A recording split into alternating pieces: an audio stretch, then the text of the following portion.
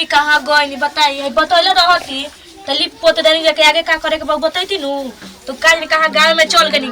सब चीज हो गइल तो भाई काज का खोजे गइल बानी आ दीदी बानी कलसी कने लेके आओगे तो कभी सरी आवते रह गई दीदी दीदी ए दीदी हां छुटका लेके आई जी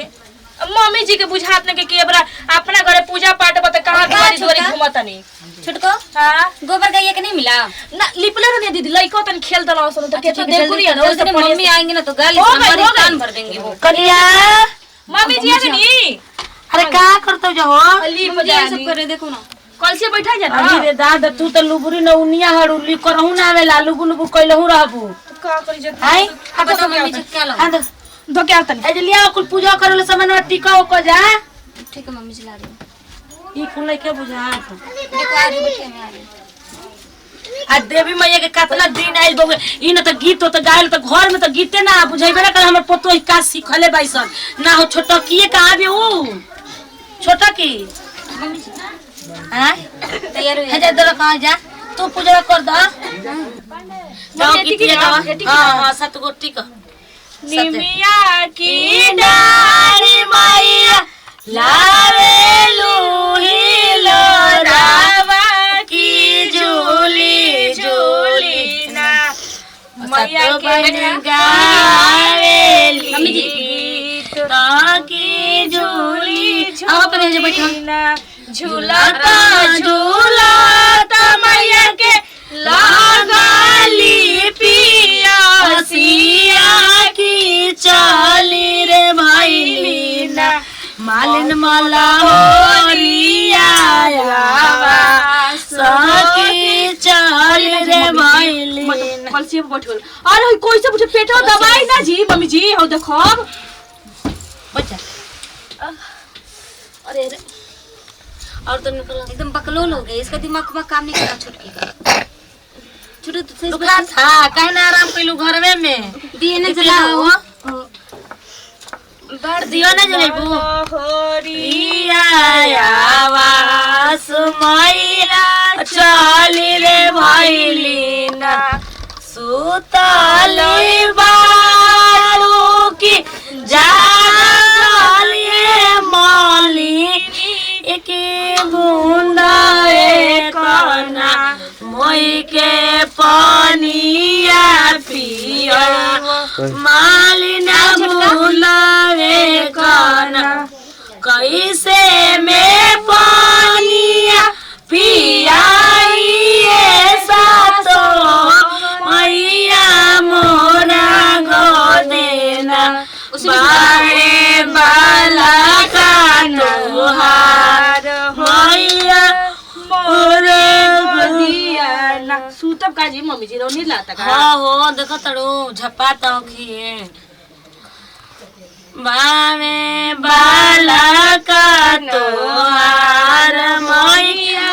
मोरे गोदिया ना बाला का सूतावा मैया सोने के खटोलावा ई रूपे चारो ना मैया देखा हिनियल देखावा छाने मैया अगना नाचल छाने मैया दुआरा छाने छाने मैया नाच सको हमारा छाने छाना कर दो छाने मैया अंगना नाचा छाने मैया दुआरा छाने छाने मैया नाच सको हमारा छाने छाने छाने मैया चुनरी मांग छाने मैया पुआवा छाने छाने मैया मानस पेट बहुत दर्द करता है आई हो दादा मम्मी जी ये कौन है हटा तो हटा तो अरे गुड़ गुड़ कहे आइए देवी मैया संभाल दो मम्मी की बात हो जाए दादी अरे सोच में गुड़ा कर सकते ना ए बाबा तू हो दादी कोई बात नहीं चल हम जाते हैं। अरे मैं जा कहूंगा मम्मी जी चुका जी हम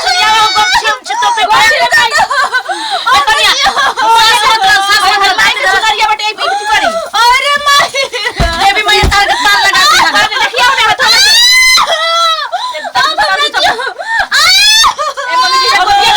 और ये निकल गोदिया में चढ़ा गोदिया में मम्मी जी रह जाए ना हाथ पकड़ के खा लग जाए सुल्तान सुपर धर